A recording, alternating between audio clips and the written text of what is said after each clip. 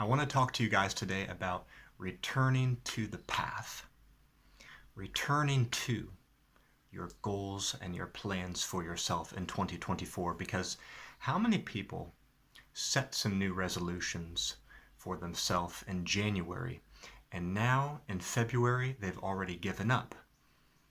Here's the thing, returning to the path is the most important mindset you should be subscribed to, because staying on the path every single day, never making any mistakes, never falling off, that's difficult, if not impossible. Also, we know that just leaving the path entirely, that's not a good thing to do. That's not going to help yourself and the people that you love. Returning to the path over and over again becomes the most important thing.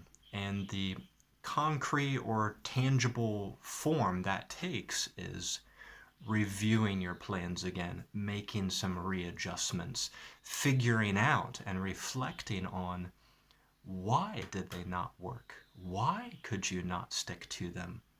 What could you change about what you're doing so that you can start to get some traction? Maybe the plans were too big and you didn't give yourself enough time. Maybe the plans that you made didn't take into account some difficult variables that you have with your family life or your work life. Maybe the plans didn't take into account the fact that you're addicted to devices and social media, and you can't tear yourself away from those things to do the greater things that you had planned for yourself. So the point is, in today's video, I want to talk to you about how I went through this process with myself, because that is something, if I'm not good at anything else, that is something that I'm good at, which is from time to time taking a morning to reflect on how I'm doing and just being alone with myself and reviewing my battle maps and my life charts and seeing which direction that I'm heading. And I like that kind of thing, so I have that going for me. And I also want to talk to you about the fact that you might think it's not a big deal if you fall off the wagon, so to speak, if you don't stick to your plans because no one really cares, no one's really watching. But here's the thing, you know that you haven't kept your word to yourself, and that's a big problem because you're failing to develop self-pride, self-confidence, and you're failing to develop momentum.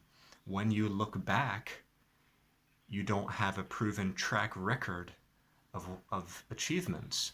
And so you're telling yourself, oh, I haven't done, I've missed so many times in the past, I'm probably going to miss on this next thing. So you can't let that happen. You have to stay true to yourself above all. That's going to give you the foundation. Now, there's two main things that I've been reflecting on in February, or two main things that I want to talk to you about today. The first is just sort of scheduling, the calendar, the week.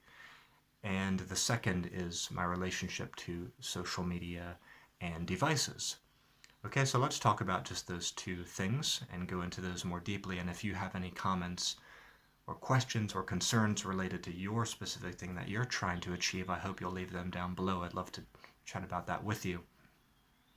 So the first thing that I've been doing is reviewing, because I've had some more downtime in these winter weeks and before the new baby arrives, I've had to do much more reflecting and much more planning than ever before, and have backup ideas and backup plans and alternate weekly schedule ideas that I can shift to. That's one thing that keeps me efficient and keeps me making progress, as I think of contingency plans or alternate ways that I could rearrange things and still accomplish what I want to accomplish. So one of the first things that I did is to look at sort of my overarching goals for the next half year. What's going to get me, what do I want to have done by the summertime, and how am I going to get there? So that, to me, that kept things very realistic and very practical. And I realized that by the summer, I would love to have half of the artwork done for my next language learning card game that's heading into Language Land 2. I'm on track to have half the artwork done by the summer, and that's something I would like to make sure that I achieve. The other thing is I would like to achieve new personal bests in my exercise, specifically with the number of pull-ups and push-ups I could do on a given day, at a daily workout session. And the reason I chose that is because I actually achieved new personal bests with those things. I think maybe like a couple months ago, before the weather really started to get cold and I wasn't outside as much. And that made me feel really proud about myself, that I did more pull-ups and more push-ups in that month than I'd ever done in my whole life. So I felt like I want to have that feeling again. I want to work up to that again. And so having the idea, this is sort of like a multi-tiered planning process. You think about what you want to accomplish in the next year or next half year, and then you plan backwards. Okay, well then what would I need to do month by month, week by week, day by day? So part of my weekly schedule, I then go to look at what's going to be my ideal weekly schedule over the next 3 to 6 months. How's that going to look? And I realized that there needs to be daily time on the schedule where I communicate to artists. There needs to be time every day on the ideal weekly schedule that I'm doing my exercise. Okay, so I know what's going to have to happen inside of my days. So that's sort of the first major thing that I did, was I evaluated that. And then I started to look for, okay, besides my major overarching themes, the things that I know I want to achieve with game design and exercise, what are some of the little things that I want to make sure that I'm doing?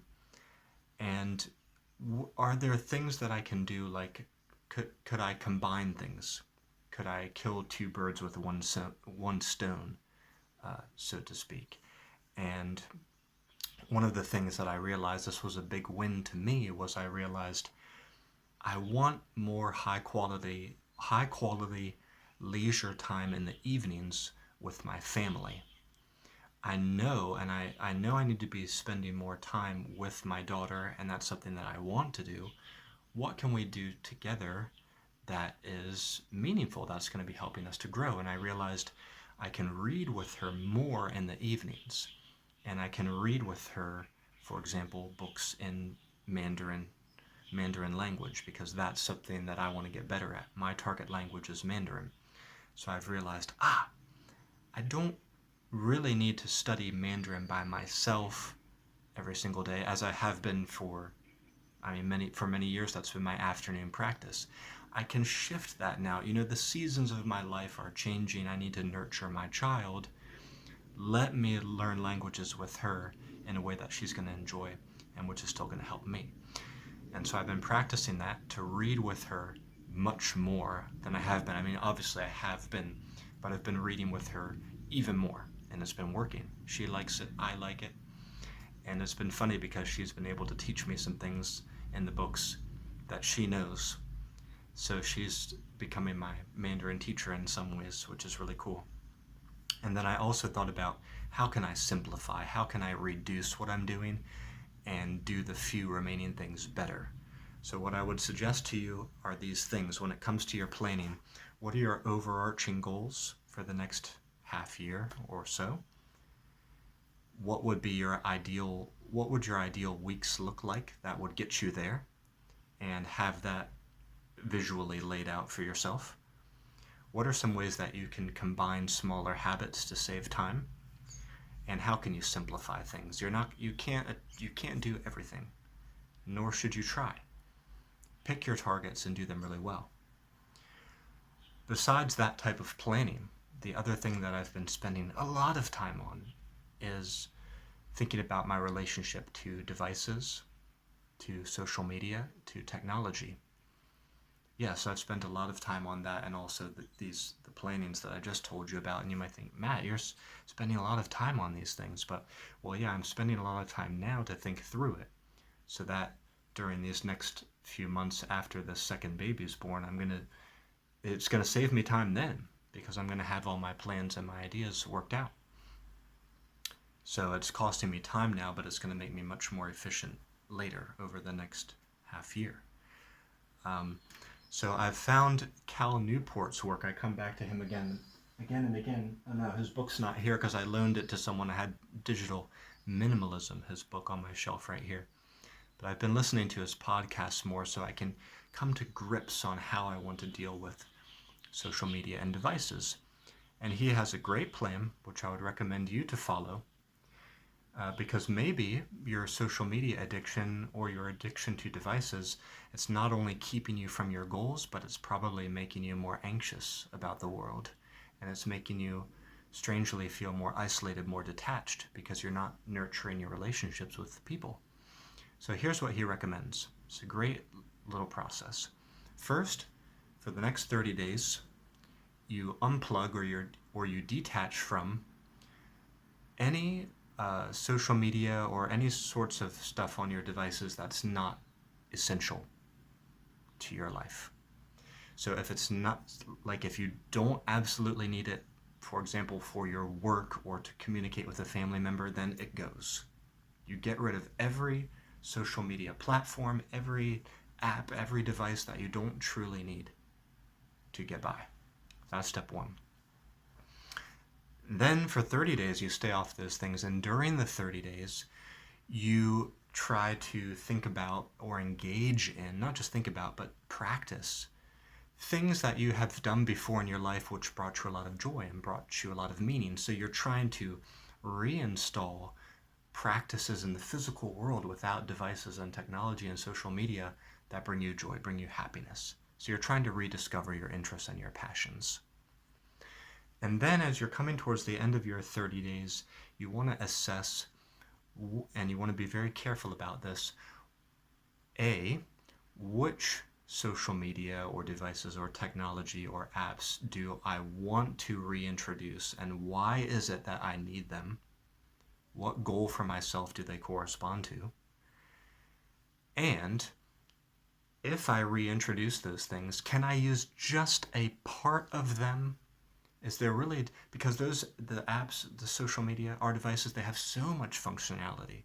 And what happens is we actually really only need or really only want to use a part of them, but we get drawn into using so much on them that we don't really need, just because there's so many flashy functions and there's the rabbit hole of the recommended list, and so we get pulled in and we end up wasting too much time on them.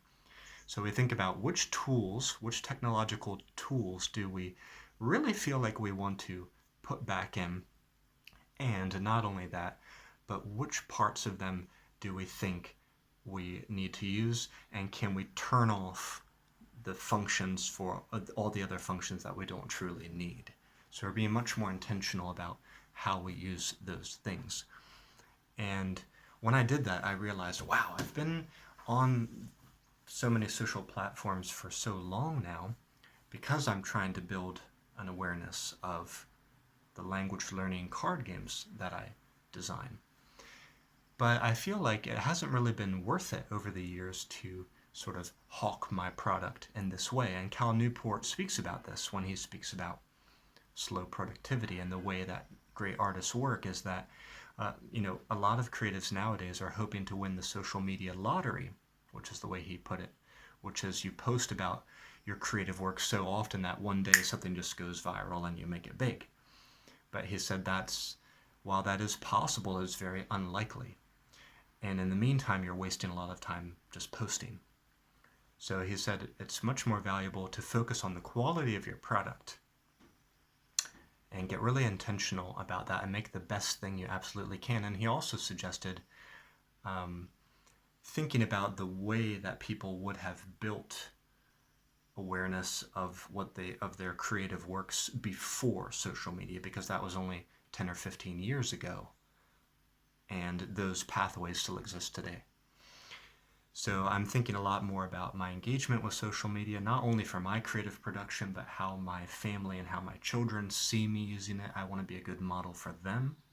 And I realize that devices, how addicted we are to them. Are we able to master them? or are we enslaved to them?